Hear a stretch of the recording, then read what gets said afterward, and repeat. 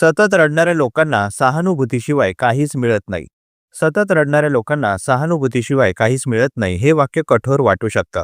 पण मानसशास्त्राच्या दृष्टीने पाहिलं तर त्यामागे एक खोल वास्तव आहे. इथे रडणं म्हणजे फक्त अश्रू नाहीत, तर सतत तक्रार करणं, स्वतःला कायम पीडित दाखवणं आणि प्रत्येक परिस्थितीत दुसऱ्याकडून दया अपेक्षित ठेवणं. मानसशास्त्रीय संशोधन सांगतं की माणूस जेव्हा अडचणीत असतो तेव्हा त्याला सहानुभूतीची गरज असते. सुरुवातीला लोक मदत करतात, ऐकून घेतात, आधार देतात. पण हीच गोष्ट सतत कोणताही बदल न करता, कोणतीही जबाबदारी न स्वीकारता चालू राहिली तर लोकांचा प्रतिसाद बदलतो. सहानुभूती हळूहळू थकवा बनते. याला कंपॅशन फॅटिक असं म्हटलं जातं. सतत रडणारे लोक बहुतेक वेळा नकळत एक संदेश देत असतात. माझ्या आयुष्याची जबाबदारी माझी नाही हे ऐकणाऱ्याला काही काळ वाईट वाटतं. पण दीर्घकाळात तो व्यक्ती स्वतःला दूर ठेवायला लागतो. कारण प्रत्येक माणसाची मानसिक ऊर्जा मर्यादित असते. कोणीही कायम दुसऱ्यांचं ओझं उचलू शकत नाही. संशोधनानुसार जे लोक समस्या सांगतानाच उपाय शोधण्याची तयारी दाखवतात त्यांना जास्त मदत मिळते.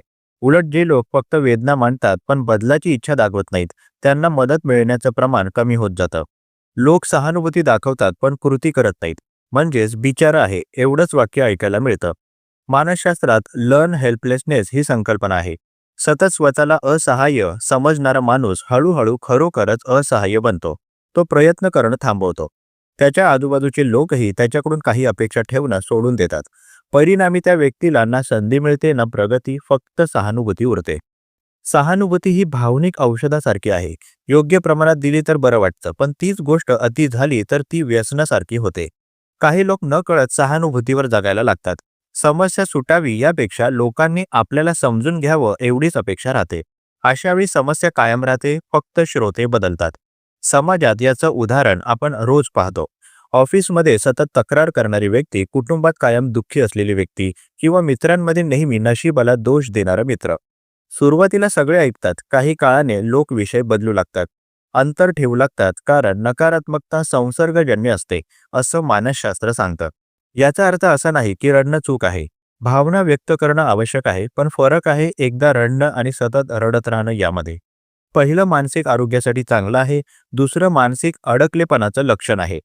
संशोधन सांगतं की जेव्हा व्यक्ती आपल्या वेदनांसोबत मी काय करू शकतो हा प्रश्न विचारायला लागते, तेव्हा तिच्याबद्दल लोकांचा दृष्टिकोन बदलतो. सहानुभूतीसोबत आदरही मिळतो, कारण प्रयत्न करणाऱ्या माणसाला मदत करावीशी वाटते. सतत रडणं हे कधी-कधी आतल्या भीतीचं लक्षण असतं.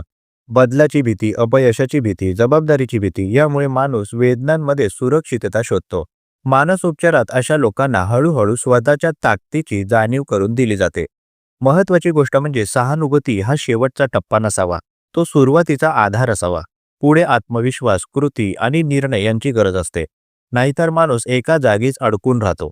शेवटी मानसशास्त्र एक साधी गोष्ट सांगतं, लोक तुमच्या वेदना समजून घेतात पण तुमचं आयुष्य ते जगू शकत नाहीत. सतत रडणाऱ्याला सहानुभूती मिळते पण बदल मिळत नाही. बदल हवा असेल तर वेदनांबरोबर कृतीही हवी. तेव्हाच सहानुभूतीचा अर्थ उरतो. प्रस्तुत मानसशास्त्रीय लेख तुम्हाला कसा वाटला जरूर कळवा. तुमची प्रतिक्रिया आमच्यासाठी महत्त्वाची आहे. तुम्ही सुद्धा कमेंट बॉक्समध्ये एखादा विषय लेखनासाठी सुचवू शकता. त्यावर लवकरात लवकर आम्ही व्हिडिओ प्रकाशित करण्याचा प्रयत्न करू. तसेच हा उपयोगी व्हिडिओ उपयोगी लोकांना जास्तीत जास्त शेअर करा. मानसशास्त्र संबंधित अशाच नवनवीन माहितीसाठी आम्हाला फॉलो करायला विसरू नका आणि आपल्या अधिकृत व्हॉट्सॲप चॅनलमध्ये सहभागी होण्यासाठी 9137300929 या क्रमांकावर व्हॉट्सॲप करा. तेथे लगेचच तुम्हाला व्हॉट्सॲप चॅनलची लिंक मिळेल. मानसिक समस्येवर गोळ्या घेण्यापेक्षा अधिकृत मदत घ्या. त्यासाठी वर दिलेल्या क्रमांकावर फोन किंवा व्हॉट्सॲप करू शकता. लवकरच एका नवीन विषयासोबत इथेच भेटूया. तूर्तास धन्यवाद.